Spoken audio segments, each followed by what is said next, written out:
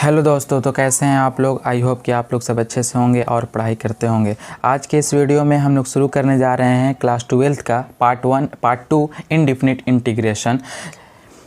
तो एक रिक्वेस्ट है आपसे, मैथ्स टॉक के चैनल को आप सब्सक्राइब कर दें, लाइक कर दें एंड शेयर कर दें अपने दोस्तों के साथ। आज के इस वीडियो में हम लोग इंडेफिनिट इंटीग्रेशन का थ्योरी पढ़ेंगे और कुछ क्वेश्चन करेंगे। उसके बाद इसका और भी पार्ट बनेगा। तो चलिए विदाउट वेस्टिंग टाइम सबसे शुरू करते हैं इंटीग्रेशन।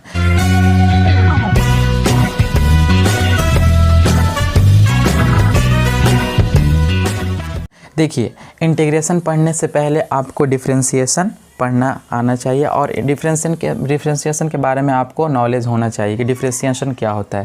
ठीक है, इंटीग्रेशन जो होता है वो डिफरेंशिएशन का रिवर्स प्रोसेस है। तो इसे हम लोग क्या लिखेंगे, इंटीग्रेशन इज़ द, आप पेन कॉपी ले लें, आप नोट्स बनाएं कि ये क्योंकि ये थ्योरी है। Integration is the reverse process of differentiation.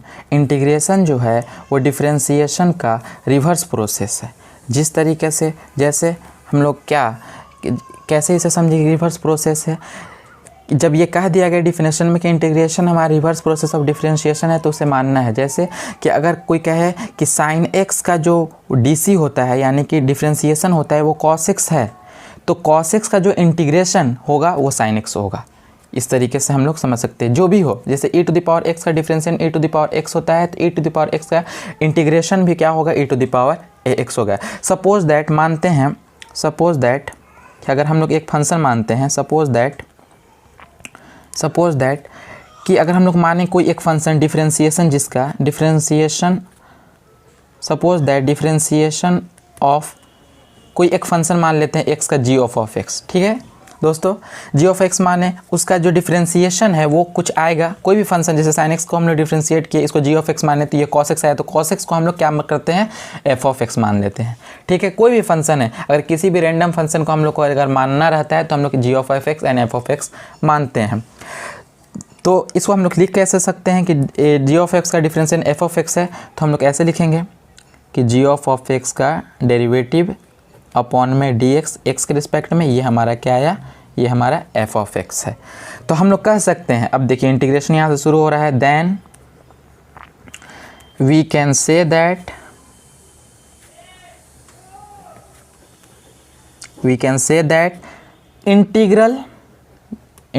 Integration को ही कहते हैं इंटीग्रल या प्रिमिटिव या फिर एंटी डेरिवेटिव यानी कि डेरिवेटिव का उल्टा ऑफ f ऑफ x का जो इंटीग्रल हो, यानी कि इसका इंटीग्रल हो या फिर प्रिमिटिव कहिए या फिर एंटी डेरिवेटिव। कंपटीशन के सवाल में क्या होता है कि आपको कह देगा कि प्रिमिटिव निकाले, तो आपको मालूम होना चाहिए कि इंटीग्रेशन को किस किस नाम से जानते हैं। तो एक नाम जो होता है वो इंटीग्रल ही डायरेक्ट का है, या फिर एंटी डेरिवेटिव का है, या फिर प्रिमिटिव का है। तो इन तीनों नाम को आप अपने जहन में रखेंगे। ठीक है, तो अगर anti derivative of F x, तो हम लोग कह सकते हैं कि जो अगर जी ऑफ एक्स का डिफरेंशिएशन एफ ऑफ एक्स है, तो एफ ऑफ एक्स का एंटी डेरिवेटिव यानी कि इंटीग्रेशन क्या होगा, जी ऑफ एक्स होगा। क्योंकि अभी ना हम लोग पढ़े हैं कि integration is the reverse process of differentiation. Integration जो है वो डिफरेंशिएशन का रिवर्स प्रोसेस है। तो इसी डिफरेंशिएशन के बेसिस पे हम लोग क्या कर सकते हैं कि इंटीग्रल या primitive anti derivative of F x is क्या है, जी ऑफ एक्स। ठीक है गाइस, ये जी ऑफ एक्स। इसको लिखेंगे कैसे, इसको तो हम लोग वर्ड में लिख दिए, इसको मैथमेटिकली कैसे लिखेंगे, तो इट इज़ रिटन एज, आप लोग नोट्स बनाएं अच्छे से, वीडियो को पॉज करके अपने नोट्स में उतारे थ्योरी को, ताकि जितना नीट एंड क्लीन आपका थ्योरी रहेगा उतना नीट एंड क्लीन आपका कॉन्सेप्ट रहेगा। ठीक है गाइस, सबसे पहले इसको उतार लें। देखिए, आपके लिए हम लोग थोड़ा वक्त दे देते हैं, इसे उतार लें वीडियो को पॉज करके। आई होप कि आप लोग लिखते होंगे। ठीक है गाइस, तो अब देखिए ये क्या है, इट इज़ रिटन एज। अब इसको हम लोग कैसे लिख सकते हैं, इट इज़ रिटन एज कैसे, तो इंटीग्रल या प्रिमिटिव का जो सिंबल होता है वो इस तरीके से होता है, ये ये होगा, और इसके अंदर हम लोग एफ ऑफ एक्स लिखेंगे, और ये इसको हम लोग जिस तरीके से डिफ्रेंसिएशन में हम लोग वेरिएबल के रिस्पेक्ट में डिफ्रेंशिएट करते हैं, तो उसी तरीके से इंटीग्रेशन में भी हम लोग वेरिएबल के रिस्पेक्ट में इंटीग्रेट करते हैं। तो इसका ये एंटी डेरिवेटिव क्या आएगा, ये जी ऑफ एक्स आएगा। यही हमारा इंटीग्रेशन का यहाँ से शुरुआत हुआ, और इसे हम लोग कैसे पढ़ेंगे, and it is read as integral of f of x with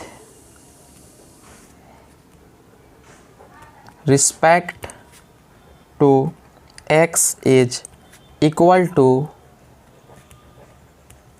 ji of x.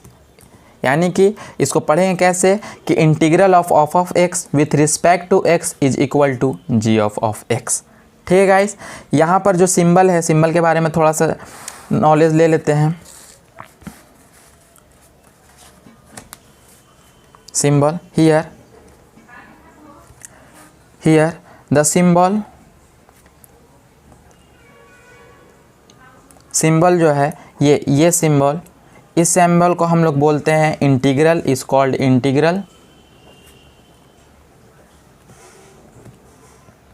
इसको इंटीग्रल बोलते हैं।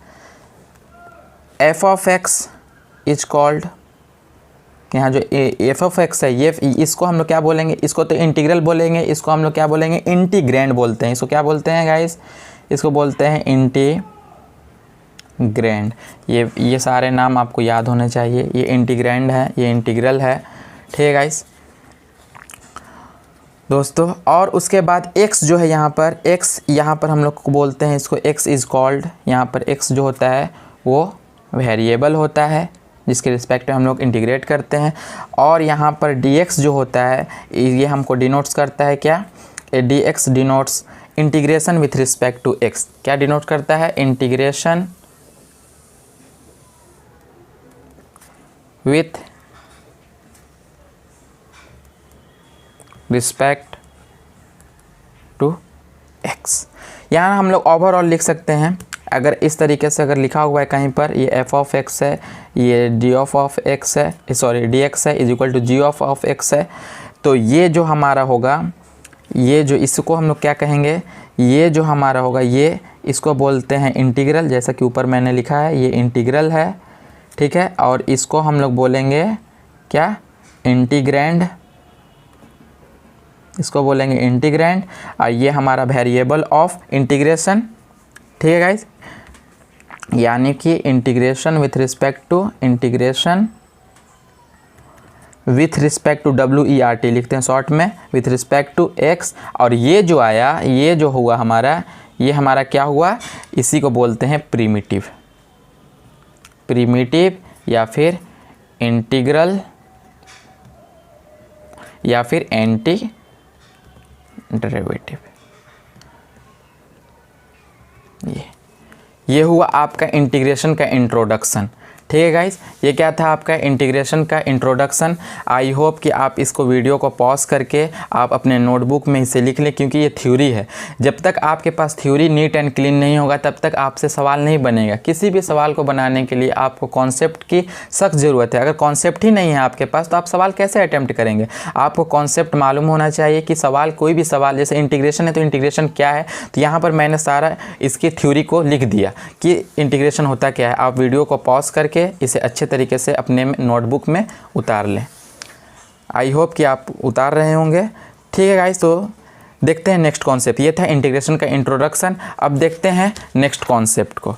नेक्स्ट कॉन्सेप्ट क्या है गाइस, नेक्स्ट कॉन्सेप्ट है कांस्टेंट ऑफ इंटीग्रेशन।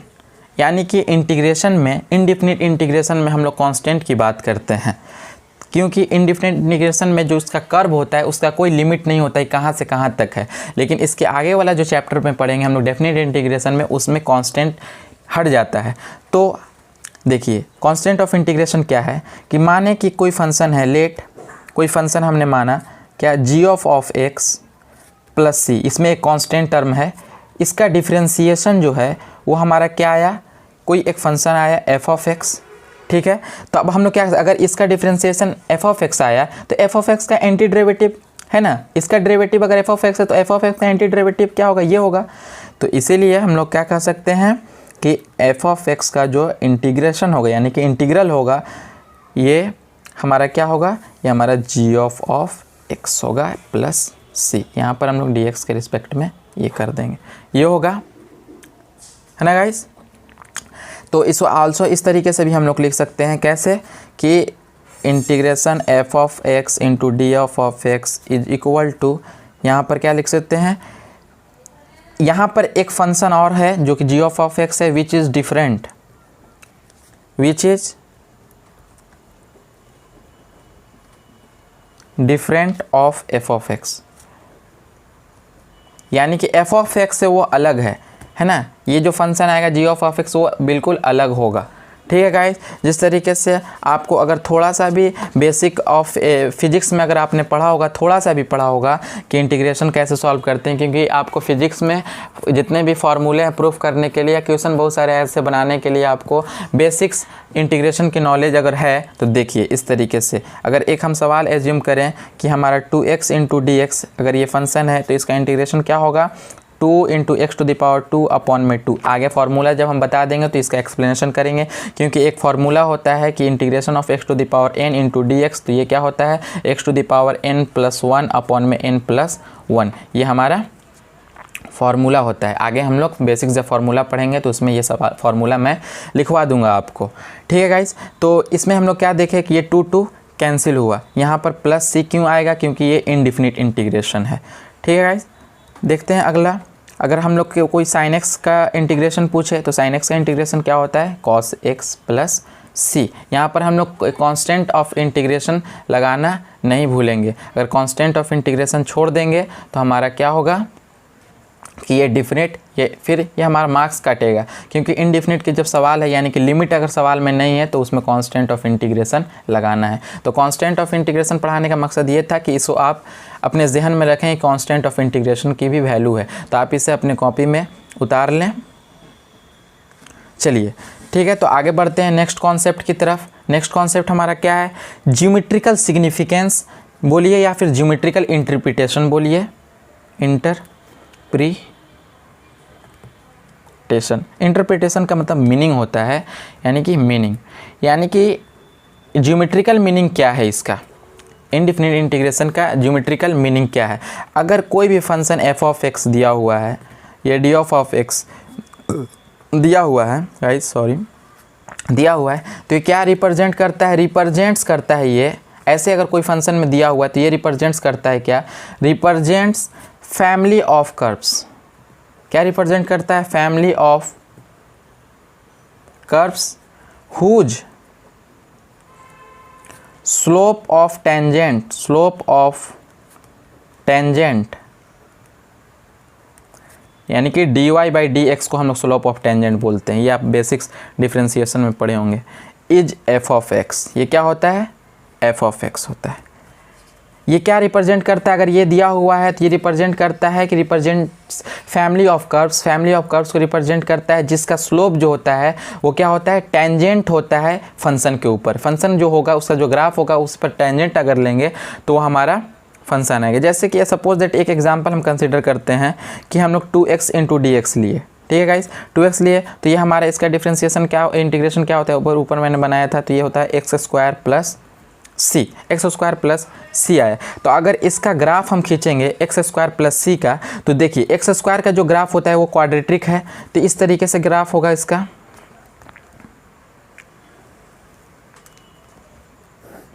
ये हमारा एक्स एक्सिस है,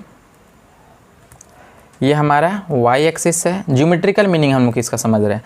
तो एक्स स्क्वायर का जो ग्राफ होगा वो क्या होगा, इस तरीके से होगा।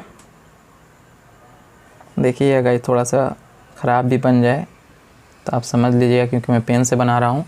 ये एक्स स्क्वायर का ग्राफ हुआ, ये किस चीज़ का ग्राफ हुआ, ये एक्स स्क्वायर का ग्राफ हुआ, ठीक है गाइस, ये एक्स स्क्वायर का ग्राफ हुआ।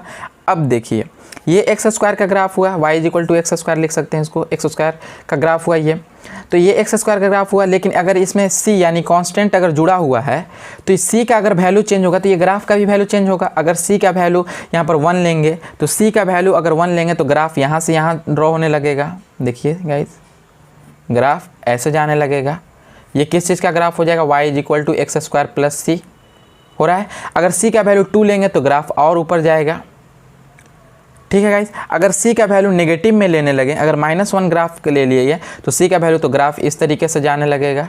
यानी कि कहने का मतलब है कि c यानी कि कांस्टेंट ऑफ इंटीग्रेशन का वैल्यू चेंज होने पर ये अलग अलग फैमिली ऑफ कर्व्स दे रहा है। तो इससे मालूम चल रहा है कि अगर, हाँ दूसरी बात कि ये स्लोप ऑफ टेंजेंट यानी कि इस फंक्शन के ऊपर यहाँ पर स्लोप खींचेंगे, ये इस यहाँ पर हम लोग स्लोप अगर खींचेंगे यहाँ पर dy/dx तो ये हमको यही वैल्यू देगा, यही फंक्शन आएगा। जैसे कि एक्स स्क्वायर प्लस सी का हम लोग dy/dx निकालेंगे, एक्स स्क्वायर प्लस सी का हम लोग अगर dy/dx निकालें तो क्या आएगा, ये आएगा 2x, जो कि फंक्शन को हमको रिप्रेजेंट कर रहा है। तो इसलिए मैंने लिखा कि f(x)dx ये क्या है कि ये रिप्रेजेंट्स करता है फैमिली ऑफ कर्व्स को जिसका स्लोप जो होता है वो टेंजेंट होता है, dy/dx इज f(x).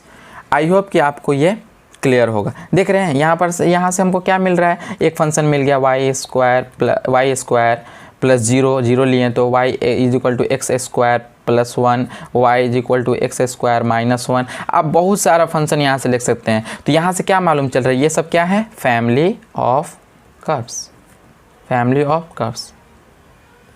ये फैमिली ऑफ कर्व्स। तो आपको आई होप कि आपको समझ में आया होगा कि geometrical significance of indefinite integration क्या है। ठीक है गाइस, आई होप कि आपको 3 कॉन्सेप्ट मैंने अभी डील किया। एक कॉन्सेप्ट मैंने डील किया इंटीग्रेशन और उसके पूरे इंट्रोडक्शन के बारे में, और उसके बाद मैंने डील किया कि कांस्टेंट ऑफ इंटीग्रेशन क्या होता है, उसके बाद मैंने डील किया कि geometrical significance of indefinite integration क्या है। आई होप कि आपको ये क्लियर होगा। चलिए देखते हैं नेक्स्ट टॉपिक को। तो नेक्स्ट टॉपिक क्या है गाइस, नेक्स्ट टॉपिक है बेसिक फार्मूला। देखिए मैथ्स में सिर्फ क्या है, मैथ्स फार्मूला ही है और लॉजिक है। मैथ्स में अगर आपको फार्मूला और लॉजिक नहीं आ रहा है तो समझिए आपका मैथ्स का सवाल नहीं सॉल्व होगा। तो आप इस चीज़ को समझें। जब आप मैथ्स टॉक के चैनल से जुड़ गए हैं तो आपका एक पॉइंट्स क्लियर होगा। ठीक है गाइस, तो चलिए बेसिक फार्मूला जो है उसको हम लोग लिख लेते हैं। तो बेसिक फार्मूला में सबसे पहला जो फार्मूला आता है वो फार्मूला है integral x⁴n into dx is equal to x⁴n+1 upon में n+1 प्लस सी भी लगाएंगे क्योंकि कांस्टेंट ऑफ इंटीग्रेशन लगाना बहुत ज़रूरी है। ठीक है, क्योंकि इंडेफिनिट इंटीग्रेशन किस चीज़ को रिप्रेजेंट करता है, फैमिली ऑफ कर्व्स को रिप्रेजेंट करता है। आई होप कि आपको समझ में आ रहा होगा। लेकिन यहाँ कंडीशन है कि n का जो वैल्यू होगा वो -1 नहीं होगा। अगर n का वैल्यू यहाँ -1 हो जाएगा तो ये तो 0 होगा तो 1 हो जाएगा, लेकिन इसका डेनोमिनेटर क्या हो जाएगा, डेनोमिनेटर 0 हो जाएगा, जो कि मैथ्स में डज नॉट एग्जिस्ट है। यानी कि मैथ्स में कभी भी आपका जो ये डेनोमिनेटर होना चाहिए वो कभी भी 0 नहीं होना चाहिए, या फिर रूट के अंदर नेगेटिव नंबर, इस तरीके का कंडीशन है मैथ्स के कुछ जो कि नहीं होना चाहिए। ठीक है गाइस, दूसरा फार्मूला देखते हैं। आपका कोई भी फंक्शन आएगा x के पावर में कुछ भी हो तो उसको हम इस तरीके से इसका प्रिमिटिव लिख सकते हैं इस फंक्शन का। ठीक है गाइस, अगर कहीं पर सिर्फ ये लिखा हुआ है, अगर देखिए dx लिखा हुआ है, सिर्फ इसको हम लोग को इंटीग्रेट करना है तो कैसे करेंगे। देखिए अगर dx लिखा हुआ है तो यहाँ पर 1 छिपा हुआ है ना गाइस, यहाँ पर 1 छिपा हुआ है। अगर 1 छिपा हुआ है तो क्या इसको हम देखिए लॉजिकली समझिए, क्या 1 लिखा है तो इसको x⁴ लिख सकते हैं, बिल्कुल लिख सकते हैं, इंटू dx। तो अगर जब x का पावर 0 लिख सकते हैं तो इसी फॉर्म में चला गया ना कि x पावर n क्या होता है, तो x पावर n क्या होता है, n+1, यानी कि x का पावर 0+1 अपॉन में 0+1 प्लस c। तो ये क्या हो गया, x अपॉन में 1 यानी कि x प्लस c। देखिए इसको ज़्यादा विस्तार करके मैं एक्सप्लेन कर दिया, यानी कि आपको समझ में आया। ऐसे नहीं कि dx कहीं लिखा हो तो उसका x लिख दिए। क्यों लिखते हैं आपको रीज़न मालूम होना चाहिए। ठीक है गाइस, मैथ्स में अगर रीज़न आपको नहीं मालूम है तो आपको कॉन्फिडेंस नहीं आएगा। सवाल में अगर कोई भी हम चीज़ कर रहे हैं तो किस रीजन से कर रहे हैं, आखिर क्यों किए। जैसे कि 1 यहाँ था तो x⁴ क्यों किए, क्योंकि एक्सपोनेंट में पढ़ाया जाता है कोई भी अगर टर्म हो उसका पावर 0 होगा तो वैल्यू 1 आता है। सिर्फ एक्सेप्शन क्या है कि 0 का पावर 0 ये सिर्फ 0 आता है। ठीक है गाइस, ठीक है। तो नेक्स्ट फार्मूला देखते हैं। ये हमारा फार्मूला है, ये तो बहुत ही इजी फार्मूला है। e⁴ax का क्या होता है इंटीग्रेशन, वो e⁴ax ही होता है, क्योंकि e⁴ax का जो डिफ्रेंशिएशन होगा तो ये आएगा। ठीक है गाइस, देखते हैं चौथा फार्मूला 1/x। देखिए हम लोग सिर्फ एंटी डेरिवेटिव लिख रहे हैं। जैसे 1/x किसका डिफ्रेंशिएशन होता है, तो log x का, तो log x यहाँ पर लिख दीजिए, log mod x प्लस सी। देखिए ये ना समझिए कि log लिखे हैं तो बेस 10 है, बेस 10 नहीं। कैलकुलस में हम कभी भी log लिखा है तो उसमें बेस ई अंडरस्टूड है। ठीक है गाइस, इस बात का आप पूरे चैप्टर्स में ध्यान रखें। अगर लॉग लिखा है, अगर नहीं तो आप चाहें तो इसको ई लिख भी सकते हैं। ठीक है गाइस, अब देखते हैं फिफ्थ फार्मूला क्या है।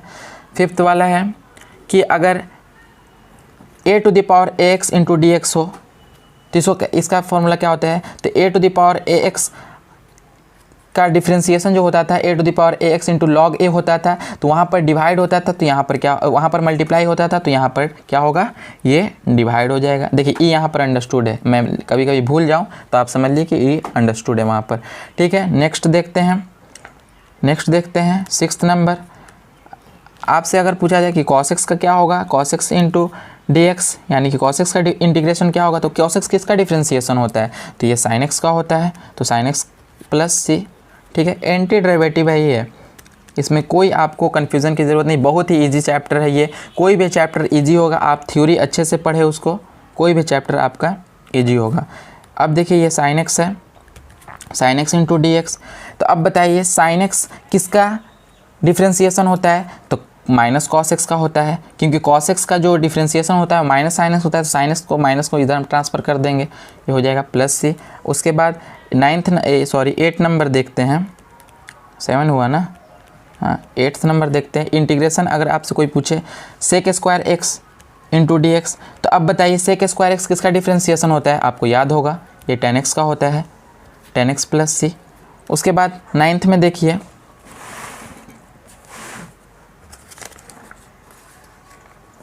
फार्मूला उतारते जाइएगा अपने कॉपी में, फिर 9th नंबर क्वेश्चन देखेंगे। 9th नंबर क्या है, 9th नंबर देखेंगे। 9th नंबर में क्या है कि नेक्स्ट फार्मूला, जैसे कि अब एक ले लेते cos स्क्वायर एक्स, तो cos square x into d x, तो cos स्क्वायर किसका डिफ्रेंसिएशन होता है, ये अंडरस्टूड है आपका कि माइनस cot x का ही होता है, क्योंकि cot x का जो डिफ्रेंसिएशन होता है माइनस cos x स्क्वायर होता है, यहाँ का माइनस हमने इधर ट्रांसफ़र कर दिया, इसमें कोई दिक्कत नहीं है। ठीक है, अब उसके बाद 10th वाला देखते हैं, 10th नंबर। अब बताइए कि sec x का डिफ्रेंसिएशन क्या होता है, तो sec x into tan x, तो sec x into tan x का इंटीग्रेशन क्या होगा, sec x into tan x का इंटीग्रेशन क्या होगा, sec x into tan x का आपका जो इंटीग्रेशन होगा वो क्या होगा, वो हो जाएगा आपका, किसका ये डिफ्रेंसिएशन होता है, ये तो sec x होता है, तो ये sec x प्लस सी हो गया। ठीक है गाइस, 10th हो गया। ठीक है गाइस, तो देखिए sec x का tan x, sec x into tan x किसका डिफ्रेंसिएशन होता है, sec x, तो sec x into tan x का जो इंटीग्रेशन होगा वो sec x होगा। इसी तरीके से 11th में हम लोग लिख लेते हैं, tan x का क्या होता है, tan x का लिख लिए ना, हाँ।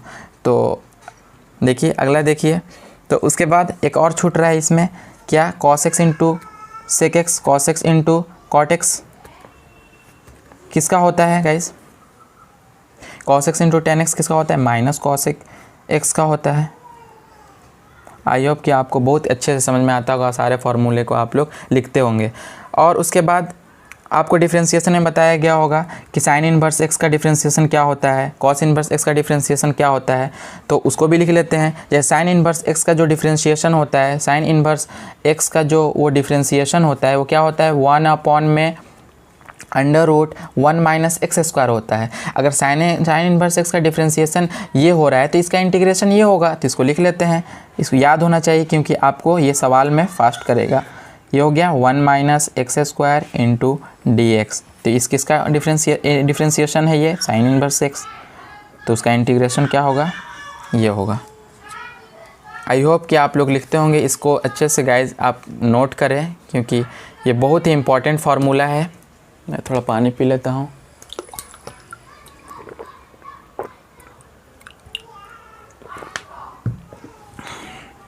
ठीक है गाइस, आई होप कि आप लोग ये लिख रहे होंगे। देखते हैं नेक्स्ट फार्मूला को, 12th नंबर हुआ ये 13।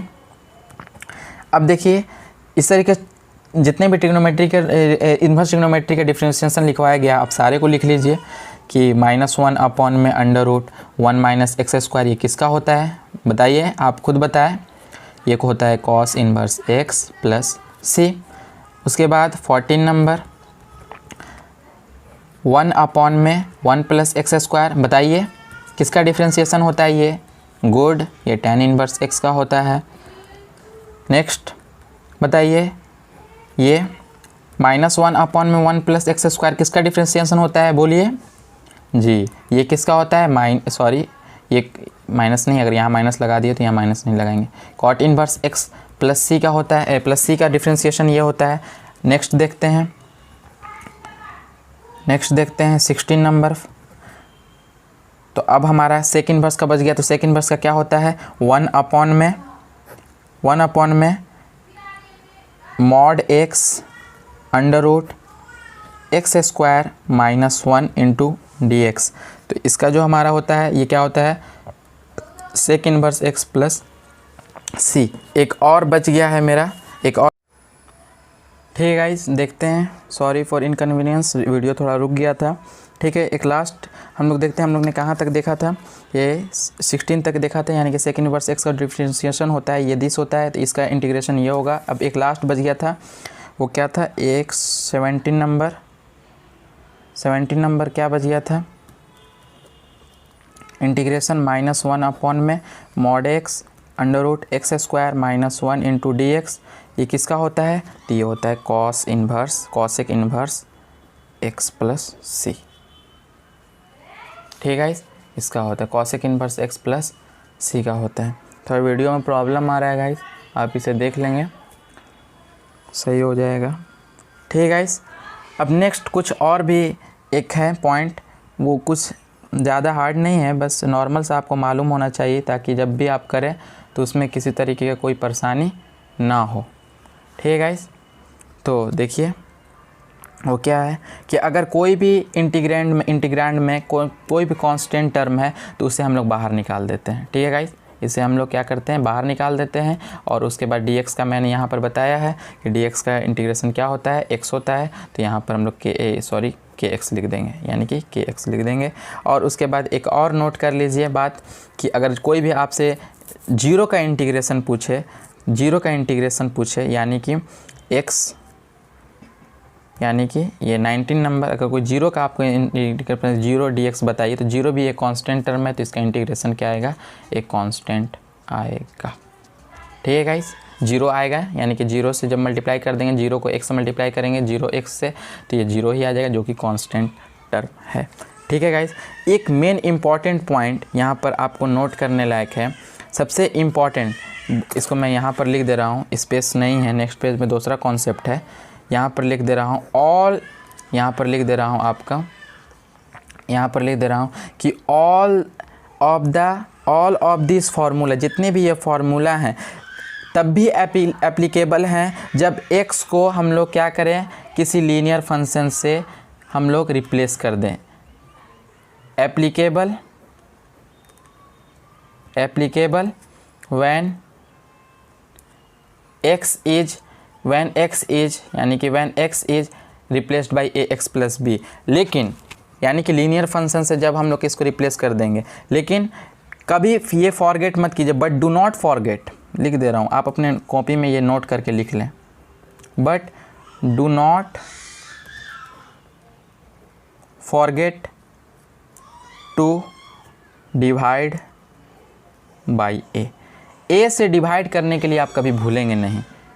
ठीक है गाइस, क्योंकि अगर किसी भी लीनियर फंक्शन का हम लोग डिफरेंशिएशन करते हैं तो वो इस तरीके से एक हम लोग यहाँ पर लेते हैं कि अगर sin x के अंदर ax + b होता था, तो हम लोग क्या करते हैं, इसका डिफरेंशिएशन निकालने के लिए सबसे पहले इसके रिस्पेक्ट में डिफरेंशिएट करते थे, तो फिर इसका डिफरेंशिएशन करते थे, तो sin x का क्या होता था, तो sin x का जो होता था वो cos ax + b आता था, लेकिन ax + b का b तो कांस्टेंट इसका 0 आता था और ax का a आता था, तो a के साथ मल्टीप्लाई करते थे, तो इसमें जस्ट रिवर्स करेंगे, यानी कि इसमें डिवाइड करेंगे।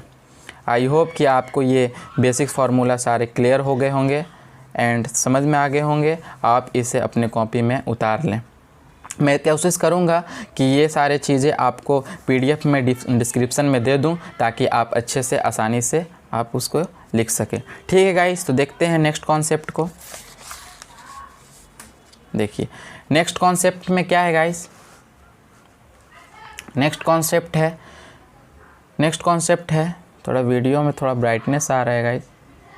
ठीक है, देखिए नेक्स्ट कॉन्सेप्ट क्या है कि some basic properties of integration के कुछ बेसिक प्रॉपर्टीज़ हैं जो आपको मालूम होना चाहिए। ठीक है गाइस, तो क्या क्या बेसिक प्रॉपर्टीज़ है, तो उससे पहले क्या करते हैं कि इसके बेसिस पर कुछ क्वेश्चन कर लें या फिर हम लोग डायरेक्ट क्वेश्चन करेंगे।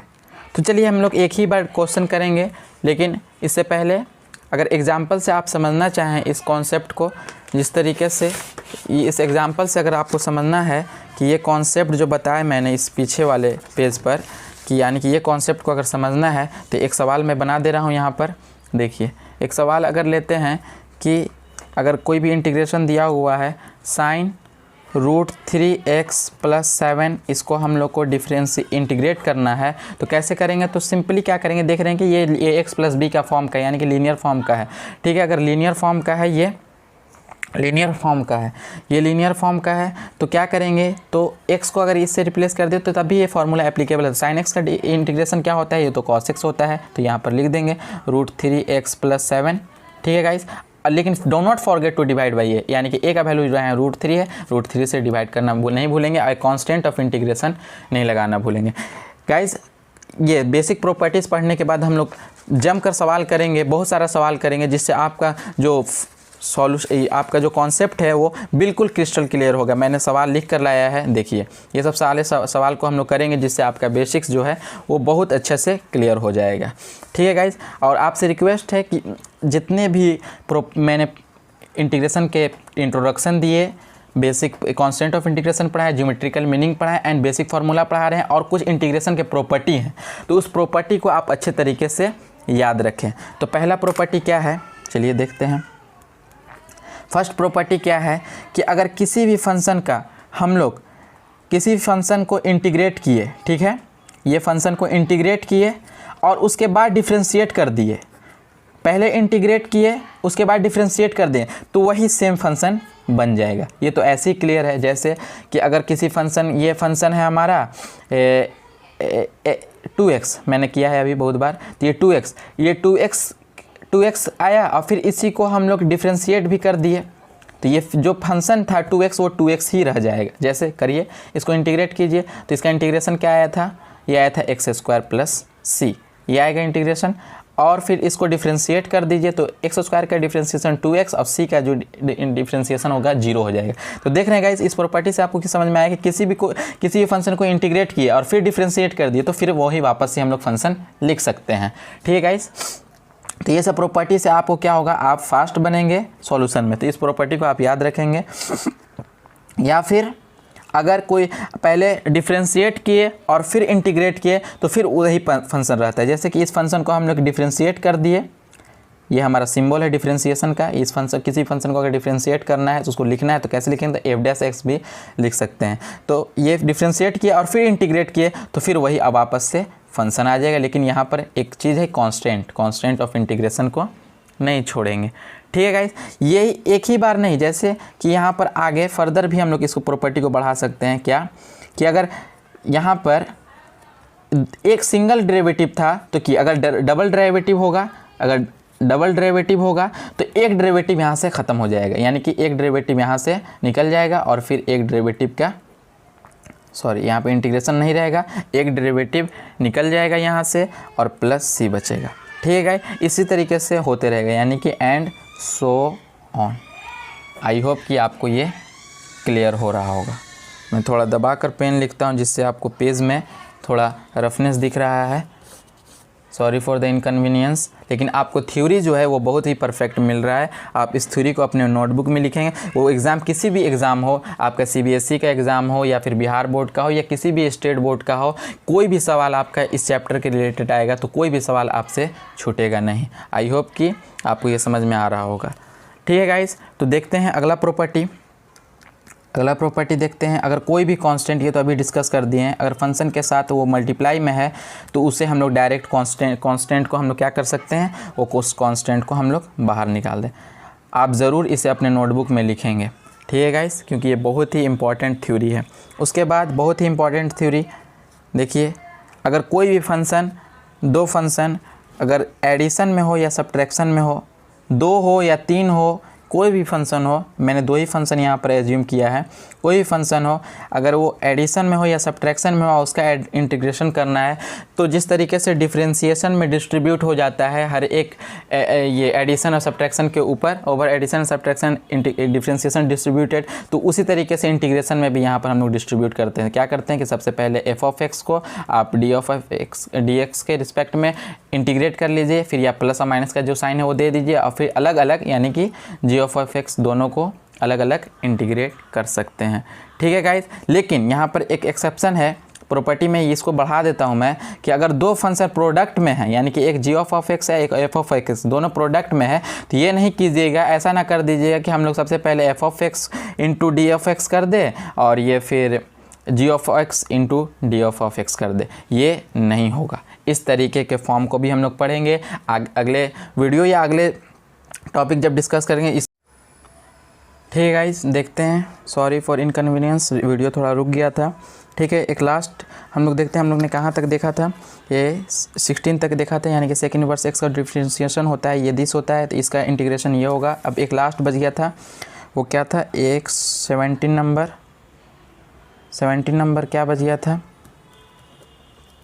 इंटीग्रेशन -1 अपॉन में mod x under root x square -1 into d x, ये किसका होता है, तो ये होता है cosec inverse x plus c. ठीक है, इसका होता है cosec inverse x plus c का होता है। थोड़ा वीडियो में प्रॉब्लम आ रहा है गाइस, आप इसे देख लेंगे, सही हो जाएगा। ठीक है गाइस, अब नेक्स्ट कुछ और भी एक है पॉइंट, वो कुछ ज़्यादा हार्ड नहीं है, बस नॉर्मल सा आपको मालूम होना चाहिए, ताकि जब भी आप करें तो उसमें किसी तरीके का कोई परेशानी ना हो।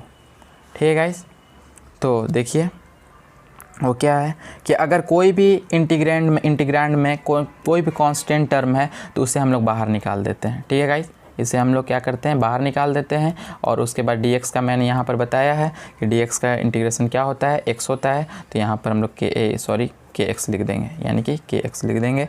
और उसके बाद एक और नोट कर लीजिए बात, कि अगर कोई भी आपसे जीरो का इंटीग्रेशन पूछे, यानी कि x, यानी कि ये 19 नंबर, अगर कोई जीरो का आपको जीरो dx बताइए, तो जीरो भी एक कांस्टेंट टर्म है, तो इसका इंटीग्रेशन क्या आएगा, एक कांस्टेंट आएगा।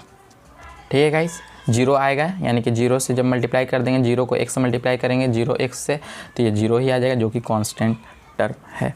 ठीक है गाइस, एक मेन इम्पॉर्टेंट पॉइंट यहाँ पर आपको नोट करने लायक है, सबसे इम्पॉर्टेंट, इसको मैं यहाँ पर लिख दे रहा हूँ, स्पेस नहीं है, नेक्स्ट पेज में दूसरा कॉन्सेप्ट है, यहाँ पर लिख दे रहा हूँ यहाँ पर लिख दे रहा हूँ कि ऑल ऑफ दिस फार्मूला, जितने भी ये फार्मूला हैं तब भी एप्लीकेबल हैं जब x को हम लोग क्या करें, किसी लीनियर फंक्शन से हम लोग रिप्लेस कर दें। एप्लीकेबल व्हेन x इज यानी कि when x is replaced by ax plus b, लेकिन यानी कि लीनियर फंक्शन से जब हम लोग इसको रिप्लेस कर देंगे, लेकिन कभी ये फॉरगेट मत कीजिए, बट डू नॉट फॉरगेट, लिख दे रहा हूँ, आप अपने कॉपी में ये नोट करके लिख लें, but do not forget to divide by a से डिवाइड करने के लिए आप कभी भूलेंगे नहीं। ठीक है गाइस, क्योंकि अगर किसी भी लीनियर फंक्शन का हम लोग डिफरेंशिएशन करते हैं, तो वो इस तरीके से एक हम लोग यहाँ पर लेते हैं कि अगर sin x के अंदर ax प्लस बी होता था, तो हम लोग क्या करते हैं, इसका डिफरेंशिएशन निकालने के लिए सबसे पहले इसके रिस्पेक्ट में डिफरेंशिएट करते थे, तो फिर इसका डिफरेंशिएशन करते थे, तो sin x का क्या होता था, तो sin x का जो होता था वो cos ax प्लस बी आता था, लेकिन ax प्लस बी का b तो कांस्टेंट, इसका जीरो आता था, और ax का a आता था, तो a के साथ मल्टीप्लाई करते थे, तो इसमें जस्ट रिवर्स करेंगे, यानी कि इसमें डिवाइड करेंगे। आई होप कि आपको ये बेसिक फार्मूला सारे क्लियर हो गए होंगे एंड समझ में आ गए होंगे, आप इसे अपने कॉपी में उतार लें। मैं कोशिश करूँगा कि ये सारे चीज़ें आपको PDF में डिस्क्रिप्शन में दे दूँ, ताकि आप अच्छे से आसानी से आप उसको लिख सकें। ठीक है गाइस, तो देखते हैं नेक्स्ट कॉन्सेप्ट को। देखिए नेक्स्ट कॉन्सेप्ट में क्या है गाइस, नेक्स्ट कॉन्सेप्ट है नेक्स्ट कॉन्सेप्ट है, थोड़ा वीडियो में थोड़ा ब्राइटनेस आ रहा है गाइस, ठीक है। देखिए नेक्स्ट कॉन्सेप्ट क्या है कि some basic properties of integration. Integration के कुछ बेसिक प्रॉपर्टीज़ हैं जो आपको मालूम होना चाहिए, ठीक है गाइस। तो क्या क्या बेसिक प्रॉपर्टीज़ है, तो उससे पहले क्या करते हैं कि इसके बेसिस पर कुछ क्वेश्चन कर लें या फिर हम लोग डायरेक्ट क्वेश्चन करेंगे। तो चलिए हम लोग एक ही बार क्वेश्चन करेंगे, लेकिन इससे पहले अगर एग्जाम्पल से आप समझना चाहें इस कॉन्सेप्ट को, जिस तरीके से इस एग्जाम्पल से अगर आपको समझना है कि ये कॉन्सेप्ट जो बताया मैंने इस पीछे वाले पेज पर, कि यानी कि ये कॉन्सेप्ट को अगर समझना है तो एक सवाल मैं बना दे रहा हूँ यहाँ पर। देखिए एक सवाल अगर लेते हैं कि अगर कोई भी इंटीग्रेशन दिया हुआ है sin √3x + 7, इसको हम लोग को इंटीग्रेट करना है, तो कैसे करेंगे? तो सिंपली क्या करेंगे, देख रहे हैं कि ये x + b का फॉर्म का है, यानी कि लीनियर फॉर्म का है, ठीक है। अगर लीनियर फॉर्म का है, ये लीनियर फॉर्म का है, ये लीनियर फॉर्म का है, तो क्या करेंगे, तो x को अगर इससे रिप्लेस कर दे तो तभी ये फार्मूला एप्लीकेबल है। sin x का इंटीग्रेशन क्या होता है, ये तो cos x होता है, तो यहाँ पर लिख देंगे √3x + 7, ठीक है गाइस। लेकिन do not forget to divide by a, यानी कि ए का वैल्यू जो है √3 है, √3 से डिवाइड करना नहीं भूलेंगे, और कांस्टेंट ऑफ इंटीग्रेशन नहीं लगाना भूलेंगे गाइस।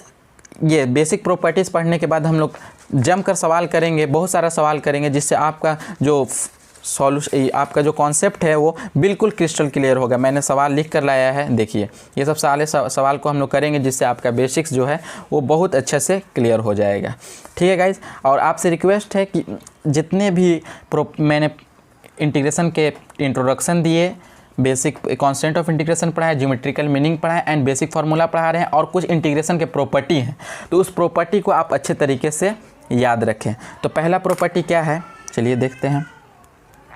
फर्स्ट प्रॉपर्टी क्या है कि अगर किसी भी फंक्शन का हम लोग किसी फंक्शन को इंटीग्रेट किए, ठीक है, ये फंक्शन को इंटीग्रेट किए और उसके बाद डिफ्रेंशिएट कर दिए, पहले इंटीग्रेट किए उसके बाद डिफ्रेंशिएट कर दें, तो वही सेम फंक्शन बन जाएगा। ये तो ऐसे ही क्लियर है, जैसे कि अगर किसी फंक्शन, ये फंक्शन है हमारा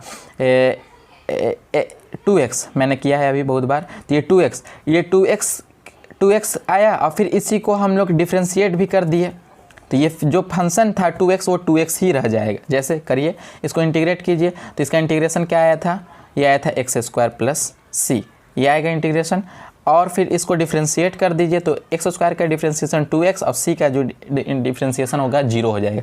तो देख रहे हैं गाइस, इस प्रॉपर्टी से आपको क्या समझ में आया कि किसी भी फंक्शन को इंटीग्रेट किए और फिर डिफ्रेंशिएट कर दिए, तो फिर वही वापस से हम लोग फंक्शन लिख सकते हैं, ठीक है गाइस। तो ये सब प्रॉपर्टी से आपको क्या होगा, आप फास्ट बनेंगे सॉल्यूशन में, तो इस प्रॉपर्टी को आप याद रखेंगे। या फिर अगर कोई पहले डिफ्रेंशिएट किए और फिर इंटीग्रेट किए, तो फिर वही फंक्शन रहता है। जैसे कि इस फंक्शन को हम लोग डिफ्रेंशिएट कर दिए, ये हमारा सिंबल है डिफ्रेंशिएशन का। इस फंक्शन, किसी फंक्शन को अगर डिफ्रेंशिएट करना है तो उसको लिखना है, तो कैसे लिखेंगे, तो f' भी लिख सकते हैं। तो ये डिफ्रेंशिएट किया और फिर इंटीग्रेट किए, तो फिर वही अब वापस से फंक्शन आ जाएगा। लेकिन यहाँ पर एक चीज़ है, कांस्टेंट ऑफ इंटीग्रेशन को नहीं छोड़ेंगे, ठीक है गाइस। ये एक ही बार नहीं, जैसे कि यहाँ पर आगे फर्दर भी हम लोग इसको प्रॉपर्टी को बढ़ा सकते हैं, क्या कि अगर यहाँ पर एक सिंगल डेरिवेटिव था, तो कि अगर डबल डेरिवेटिव होगा तो एक डेरिवेटिव यहाँ से ख़त्म हो जाएगा, यानी कि एक डेरिवेटिव यहाँ से निकल जाएगा और फिर एक डेरिवेटिव का, सॉरी यहाँ पे इंटीग्रेशन नहीं रहेगा, एक डेरिवेटिव निकल जाएगा यहाँ से और प्लस c बचेगा, ठीक है। इसी तरीके से होते रहेगा, यानी कि and so on. I hope कि आपको ये क्लियर हो रहा होगा। मैं थोड़ा दबा कर पेन लिखता हूँ, जिससे आपको पेज में थोड़ा रफनेस दिख रहा है, सॉरी फॉर द इनकन्वीनियंस। लेकिन आपको थ्योरी जो है वो बहुत ही परफेक्ट मिल रहा है। आप इस थ्योरी को अपने नोटबुक में लिखेंगे, वो एग्ज़ाम किसी भी एग्ज़ाम हो, आपका CBSE का एग्ज़ाम हो या फिर बिहार बोर्ड का हो या किसी भी स्टेट बोर्ड का हो, कोई भी सवाल आपका इस चैप्टर के रिलेटेड आएगा तो कोई भी सवाल आपसे छूटेगा नहीं। आई होप कि आपको ये समझ में आ रहा होगा, ठीक है गाइस। तो देखते हैं अगला प्रॉपर्टी देखते हैं। अगर कोई भी कांस्टेंट, ये तो अभी डिस्कस कर दिए हैं, अगर फंक्शन के साथ वो मल्टीप्लाई में है तो उसे हम लोग डायरेक्ट कांस्टेंट को हम लोग क्या कर सकते हैं, वो उस कांस्टेंट को हम लोग बाहर निकाल दें। आप ज़रूर इसे अपने नोटबुक में लिखेंगे, ठीक है गाइस, क्योंकि ये बहुत ही इंपॉर्टेंट थ्योरी है। उसके बाद बहुत ही इंपॉर्टेंट थ्योरी देखिए, अगर कोई भी फंक्शन, दो फंक्शन अगर एडिशन में हो या सब्ट्रैक्शन में हो, दो हो या तीन हो, कोई भी फंक्शन हो, मैंने दो ही फंक्शन यहाँ पर एज्यूम किया है, कोई भी फंक्शन हो, अगर वो एडिशन में हो या सब्ट्रैक्शन में हो, उसका इंटीग्रेशन करना है, तो जिस तरीके से डिफरेंशिएशन में डिस्ट्रीब्यूट हो जाता है हर एक ये एडिशन और सब्ट्रैक्शन के ऊपर, over addition subtraction differentiation distributed, तो उसी तरीके से इंटीग्रेशन में भी यहाँ पर हम लोग डिस्ट्रीब्यूट करते हैं। क्या करते हैं कि सबसे पहले एफ ऑफ एक्स को आप डी एक्स के रिस्पेक्ट में इंटीग्रेट कर लीजिए, फिर या प्लस और माइनस का जो साइन है वो दे दीजिए, और फिर अलग अलग यानी कि जी ऑफ एक्स दोनों को अलग अलग इंटीग्रेट कर सकते हैं। ठीक है गाइज, लेकिन यहाँ पर एक एक्सेप्शन है प्रॉपर्टी में, इसको बढ़ा देता हूँ मैं, कि अगर दो फंक्शन प्रोडक्ट में है, यानी कि एक जी ऑफ एक्स है एक एफ ऑफ एक्स, दोनों प्रोडक्ट में है, तो ये नहीं कीजिएगा, ऐसा ना कर दीजिएगा कि हम लोग सबसे पहले f of x into d of x कर दे और ये फिर g of x into d of x कर दे, ये नहीं होगा। इस तरीके के फॉर्म को भी हम लोग पढ़ेंगे अगले वीडियो या अगले टॉपिक जब डिस्कस करेंगे इस। ठीक है गाइस, तो देखते हैं अगले प्रॉपर्टी को, 6 नंबर प्रॉपर्टी को देखते हैं। वो 6 नंबर प्रॉपर्टी क्या है कि अगर कोई फंक्शन है एफ डैश एक्स अपॉन में एफ ऑफ एक्स। ठीक है गाइस, देखिए क्या है, अगर कोई फंक्शन ये दिया हुआ है और इसी का डेरिवेटिव ये है, इसी का डेरिवेटिव ऊपर है, तो इसको हम लोग डायरेक्ट क्या लिख सकते हैं, log mod F of x, इसको डायरेक्ट लिख सकते हैं। ठीक है गाइज, ये प्रॉपर्टी है, आपको आगे सारा कुछ समझ में आ जाएगा क्यों लिखते हैं, क्योंकि जब हम लोग इंटीग्रेशन बाय सब्स्टिट्यूशन पढ़ेंगे तो उसी तरीके से ये होता है। ठीक है गाइज, अगर कोई फंक्शन दिया हुआ है उसी का डेरिवेटिव ऊपर में दिया हुआ है तो हम लोग इसको डायरेक्ट इस तरीके से लिखेंगे। जैसे कि हम लोगों को अगर एग्जाम्पल आपको समझा दे रहा हूँ कि अगर इंटीग्रेशन है तो अगर ये दिया हुआ है ये कॉस एक्स अपॉन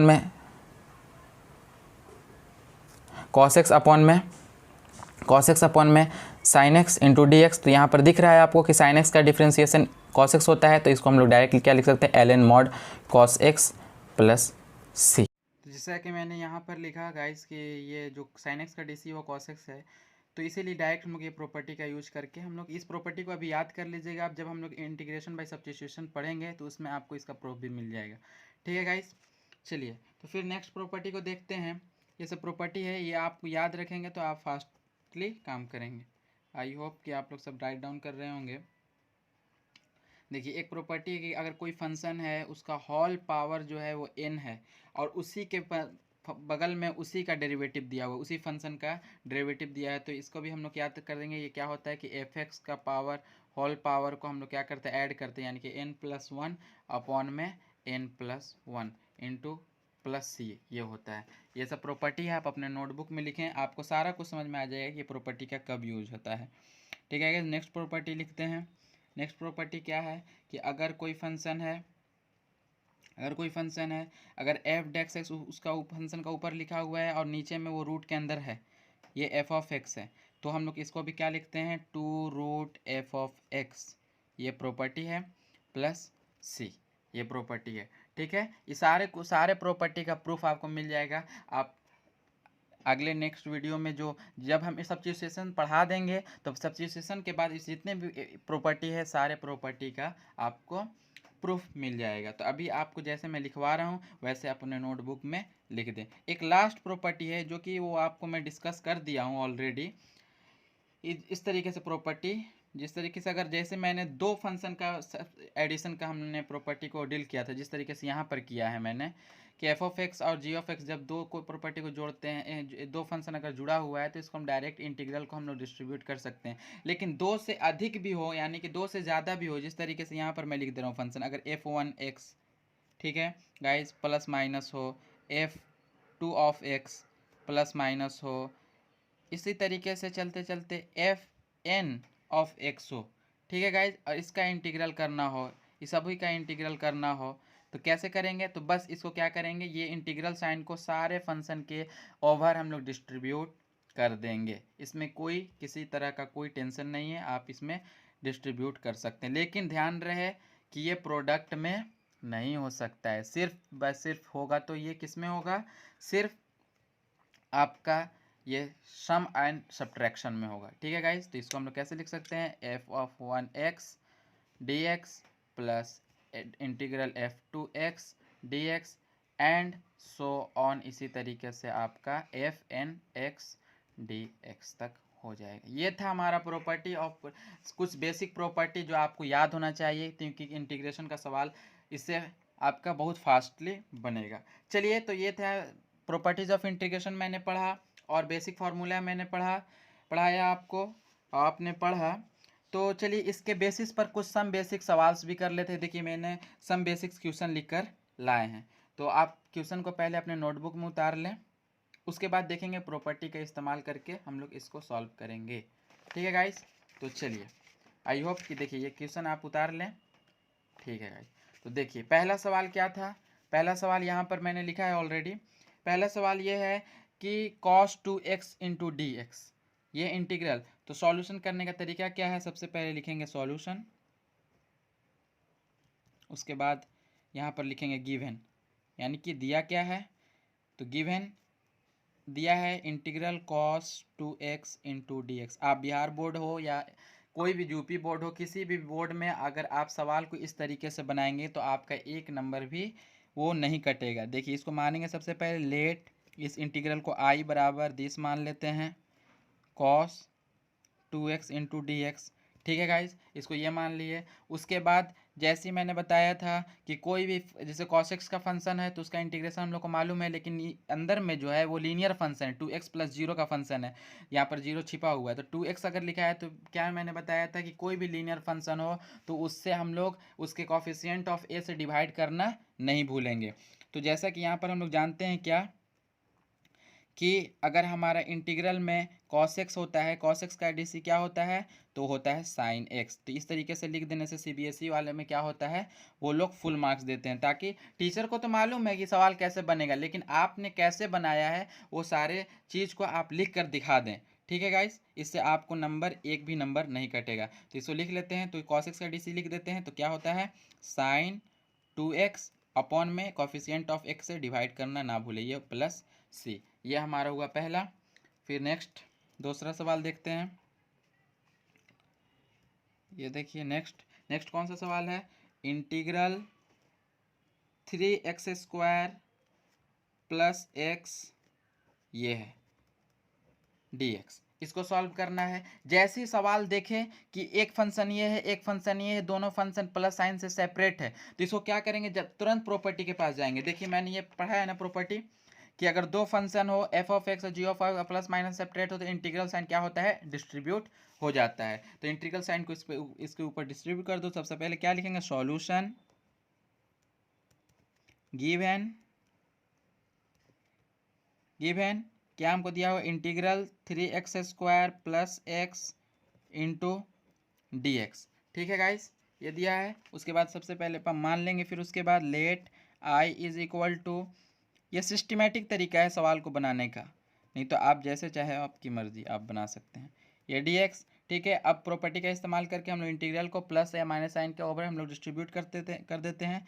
तो ये हमारा आई बराबर क्या आया, आई बराबर आया integral 3x² into d x plus integral x into d x. अब देखिए यहाँ पर ये सवाल जो आ गया, ये फिर आ गया किस चीज़ का, अगर फंक्शन के साथ कोई k मल्टीप्लाई में यानी कांस्टेंट है तो कांस्टेंट को इंटीग्रल साइन से बाहर निकालेंगे, और एक्स स्क्वायर को किस फॉर्मूले पर बनेगा, तो बेसिक फार्मूला हम लोग चार्ट को निकालेंगे। तो देखिए यहाँ पर अगर x का पावर कुछ भी हो और उसका पावर कुछ भी हो, कोई भी रेशनल नंबर हो, तो उसको क्या करते हैं, पावर में 1 ऐड करके और अपॉन में n+1 से डिवाइड कर देते हैं। तो यही जो हमारा x⁴n का प्रीमिटिव आता है। ठीक है गाइस, तो देखते हैं। तो x का स्क्वायर है तो क्या करेंगे, इसको सबसे पहले कांस्टेंट टर्म को बाहर निकालेंगे और ये हमारा x² इंटू डी एक्स बन जाएगा। अब प्लस x का पावर 1 है तो इसको भी उसी फार्मूले से सॉल्व करेंगे। ठीक है, तो देखिए तो x का पावर n का फार्मूला जाएगा तो 3x का पावर 2 प्लस 1 अपॉन में 2 प्लस 1। ठीक है, प्लस x का पावर 1 था ऑलरेडी, प्लस 1 करेंगे अपॉन में 1 प्लस 1। एक एक स्टेप को मैं लिख दे रहा हूँ क्योंकि अभी तुरंत आपको थ्योरी पढ़ाया गया है, इसलिए आप कंफ्यूज ना हो कि, लेकिन आगे चल के हम लोग डायरेक्ट इसको लिख देंगे जिस तरीके से। इसका क्या होगा, 3x³ हो जाएगा। हेलो, देखिए गाइज यहाँ पर वीडियो पॉज हो गया था, अभी हो रहा है रिकॉर्डिंग, हाँ हो रहा है।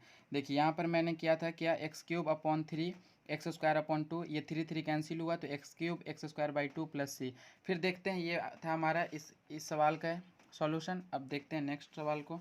देखिए इस क्वेश्चन को बनाने के लिए या तो आप दो तरीका से बना सकते हैं। एक प्रॉपर्टी मैंने अभी लिखवाया है आपको, कौन सी प्रॉपर्टी लिखवाई है कि अगर कोई भी फंक्शन हो उसका डेरिवेटिव यानी कि रूट के अंदर हो, डिनोमिनेटर में, और उसका डेरिवेटिव फंक्शन ऊपर हो, तो उसको direct 2 root f of x लिख सकते हैं।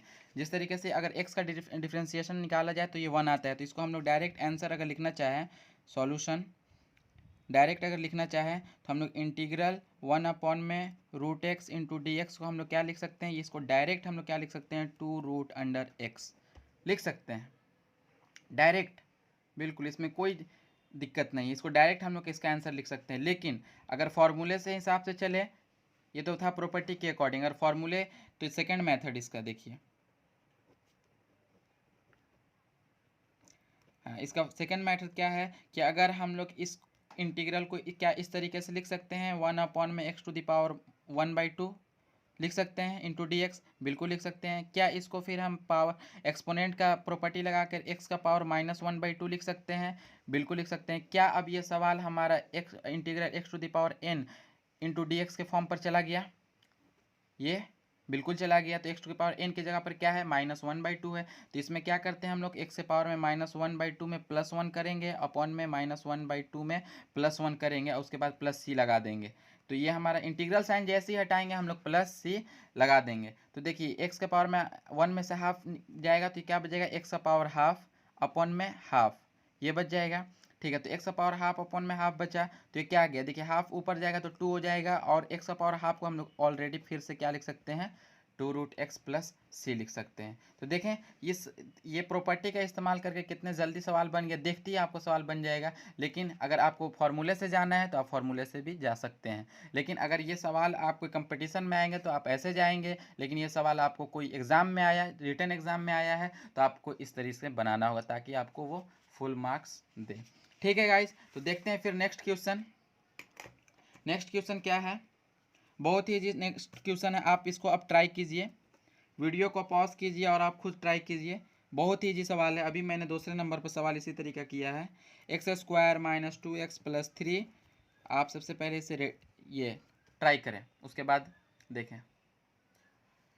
आई होप कि आपने इसको ट्राई किया होगा। अब अपना सॉल्यूशन मेरे सॉल्यूशन से मैच करें। ठीक है, तो देखिए इसका सॉल्यूशन क्या है, सॉल्यूशन तो गिवन पहले लिखेंगे, जिस तरीके से तरीका है, गिवन हमको दिया क्या है, तो ये x² - 2x + 3 into d x ये दिया है। अब हम लोग इसको मान लेंगे, let i = integral x² - 2x + 3 into d x. अब क्या है कि अब इस प्रॉपर्टी का यूज होगा, जिस तरीके से मैंने इस प्रॉपर्टी को बताया था कि अगर दो फंक्शन प्लस माइनस में तो इसको डिस्ट्रीब्यूट करते हैं। यहाँ पर जनरल में ये बता दिया गया था कि अगर एक से ज़्यादा भी फंक्शन हो तो उसको एडिशन और सब्ट्रैक्शन के अलोंग क्या होता है, इंटीग्रल साइन को डिस्ट्रीब्यूट करते हैं। तो यहाँ पर हम लोग क्या करेंगे कि इंटीग्रल साइन को यहाँ से डिस्ट्रीब्यूट कर देंगे। क्या करेंगे, x² इसको चला गया, फिर प्लस लिख करके फिर -2x इंटू चला गया, ठीक है, फिर प्लस लिख करके 3 इंटीग्रल के साथ dx इनके साथ चला गया। ठीक है, तो सब सारे टर्म के साथ हम लोग इंटीग्रल साइन को डिस्ट्रीब्यूट कर दिए। तो x² का क्या होता है, तो अब तो आपको बताना नहीं होगा कि इस प्रॉपर्टी का मैं इस्तेमाल कर रहा हूँ, x⁴n इंटीग्रल के साथ = x⁴n + 1 अपॉन में n + 1। आप बार बार फार्मूला लिखें ताकि आपको फार्मूला याद हो जाए। ठीक है, तो x² को क्या लिखेंगे, 2 में 1 जोड़ेगा तो ये 3 अपॉन में 3 होगा, प्लस -2 कांस्टेंट से बाहर निकलेगा तो ये -2x का क्या होगा, x² / 2, ये नेगेटिव का है, फिर +3 बाहर कांस्टेंट से निकलेगा तो अब 1 यहाँ पर रहता है तो क्या होता है x, तो अपॉन में 1, यानी कि 1 लिखने की कोई ज़रूरत नहीं है आपको, ये 2 से 2 कैंसिल हुआ तो हमारा फाइनल आंसर क्या आ गया, x³ अपॉन में 3 - x² + 3x + c, प्लस सी यहीं से लगाएंगे क्योंकि जब इंटीग्रल साइन हट गया तो वहाँ से हम लोग प्लस साइन लगाना शुरू कर देंगे। ठीक है गाइज, आई होप कि आपको बहुत ही अच्छे से समझ में आ रहा होगा। आप हमारा फीडबैक दें, कहीं भी कुछ प्रॉब्लम है तो आप हमें बताएं अपना कमेंट में कि हमें क्या करना चाहिए। ठीक है गाइज, तो नेक्स्ट सवाल देखते हैं, क्वेश्चन नंबर 5। इस वीडियो में सिर्फ 5 तक ही क्वेश्चन करेंगे, अगला क्वेश्चन अगले वीडियो में करेंगे। ठीक है, क्वेश्चन नंबर 5 क्या है, x² - 2x + 3 अपॉन में x⁴ इंटू dx।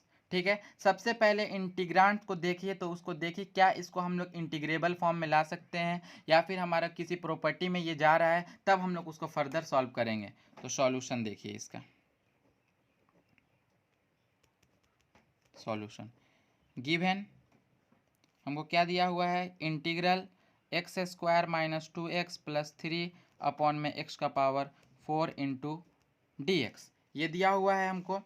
तो देखिए अब इसको सवाल को देखने के बाद ही मालूम चल रहा है कि ऐसा मैंने इंटीग्रेशन नहीं पढ़ा या कोई ऐसा फार्मूला नहीं है जिससे हम सॉल्व कर सकें, लेकिन एक आइडिया आ रहा है कि ऐसा करते हैं कि ये x square minus 2x plus 3 है, तो x का पावर 4 से पूरे में डिवाइड है, तो ऐसा करते हैं कि इसको सेपरेटली डिवाइड कर सकते हैं, है कि नहीं, इसमें तो कोई शक नहीं है। तो लेट मान लेते हैं इसको, लेट आई बराबर this x square minus 2x plus 3 upon में x का पावर 4 इंटू डी एक्स, इसको सेपरेट कर दीजिए। तो आई बराबर क्या होगा, इसको सेपरेट करेंगे तो इंटीग्रल क्या होगा, x square by x to the power 4, अभी इंटीग्रेशन ये मत कीजिए, ठीक है, माइनस 2x अपॉन में x to the power 4 plus 3 upon में x टू द पावर 4, ये हुआ। अब इंटीग्रल को डिस्ट्रीब्यूट कर दीजिए, क्या हो गया, आई बराबर हमारा क्या हो जाएगा, आई बराबर क्या हो जाएगा, अगर आपको वीडियो में थोड़ा सा ब्लर दिख रहा हो तो आप वीडियो क्वालिटी बढ़ा लीजिएगा, ठीक है। तो अब देखिए क्या होता है, इंटीग्रांड में हम लोग क्या लिखेंगे, एक्स स्क्वायर और एक्स टू द पावर 4, तो ये 2 से ये कट जाएगा, 2 बच जाएगा, यानी कि 1 अपॉन में एक्स स्क्वायर बचा इंटू डी एक्स, फिर माइनस एक्स से एक एक्स कट जाएगा, तो ये इंटीग्रल में क्या बचेगा, 2 अपॉन में x cube into d x, और फिर हमारा क्या बच जाएगा इंटीग्रांड में 3 अपॉन में x to the power 4 into d x, ये बच जाएगा गाइस, ठीक है। तो देखते हैं फिर आई बराबर क्या होगा, तो इसको फिर हम लोग क्या लिख सकते हैं, एक्स का पावर -2 इंटू डी एक्स, क्योंकि हम पूरा सॉल्व करके आपको दिखा रहे ताकि किसी तरह का कोई कन्फ्यूज़न आपको ना रह जाए, प्लस इंटीग्रल डी एक्स यहाँ पर छूट रहा है, वेरिएबल ऑफ जिसके रिस्पेक्ट में इंटीग्रेट कर रहे हैं उस वेरिएबल को नहीं छोड़ेंगे, तो ये 3 to the power -4 into d x, ये हो गया, ठीक है गाइस। तो अब लास्ट स्टेप करते हैं इसको, इसमें +1 करेंगे तो क्या आ जाएगा, ये +1 करेंगे तो क्या आ जाएगा, -1 आ जाएगा, ये -1 अपॉन में यहाँ पे भी -1 आएगा, ठीक है, माइनस इसके पावर में +1 करेंगे तो -2 आ जाएगा, यानी कि 2 के पावर में -2 अपॉन में -2 होगा, फिर प्लस 3 के पावर में -3 हो जाएगा, तो इसका पावर -3 अपॉन में -3, तो ये 3 से 3 कैंसिल, 2 से 2 कैंसिल हो जाएगा, ठीक है। तो ये क्या बच जाएगा, -1/x, ये बच जाएगा, यानी कि x का पावर माइनस था तो 1/x, और माइनस ऑलरेडी था तो माइनस यहाँ पर लिख दिए, इस माइनस से माइनस प्लस हो जाएगा, और ये क्या बच जाएगा, +1/x², जो कि पावर नीचे आएगा, प्लस यहाँ प्लस सी लिख देंगे, ठीक है। ये 3 3 कैंसिल हो गया, ऑलरेडी एक माइनस था तो ये क्या आएगा, -1 अपॉन में x³। अब स्पेस नहीं होने की वजह से इसको हम लोग मल्टीप्लाई नहीं कर रहे हैं, यही हमारा आंसर आ जाएगा। आज की इस वीडियो में हम लोग इतना ही सवाल देखेंगे, मिलते हैं नेक्स्ट वीडियो में और भी बहुत सारे सवाल को लेकर के, जिससे आपका प्रैक्टिस हाई हो। लेकिन हमारे सवाल से पहले आप खुद सवाल को सॉल्व करें, अगर सॉल्व में किसी तरह का कोई प्रॉब्लम आए तो फिर हमारे वीडियो को देखें, ताकि आपको वो जो प्रॉब्लम आ रहा है वो क्लियर हो जाए। आई होप कि वो आपको बहुत अच्छा लगता होगा। आप सारी इस थ्योरी को अपने नोटबुक में अच्छे से बनाएं, ताकि आप किसी भी एग्ज़ाम को दें, नीट का हो या फिर जेई का होगा। नीट के लिए मैथ्स तो नहीं है, लेकिन फिजिक्स में जो है कि आपको बेसिक इंटीग्रेशन आना चाहिए, ताकि जो फिजिक्स पढ़ने के लिए आपको बेसिक अगर इंटीग्रेशन नहीं आएगा तो आप सवाल नहीं सॉल्व होगा, क्योंकि फिजिक्स जो है वो आधा मैथ्स ही है। समझिए कि 80% मैथ्स ही जो है वो फिजिक्स है। आई होप कि आपने बहुत इन्जॉय किया होगा। अगर आपको अच्छा लग रहा है थ्योरी, तो आप भी अपने दोस्तों के साथ शेयर करें और खूब अच्छे तरीके से आप नोट्स बनाएं। आई होप कि आप सक्सेस हों, और अपने दोस्तों के साथ इसको शेयर करें, और लाइक करना ना भूलें। अगर आपको अच्छा लगा हो तो लाइक करें, और इसी तरीके का और वीडियो चाह रहे हैं तो सब्सक्राइब का बटन प्रेस करें, और नोटिफिकेशन के बेल आइकन को भी दबा दें, ताकि आपके पास सबसे पहले वीडियो का नोटिफिकेशन पहुंचे। Okay bye, thank you, take care.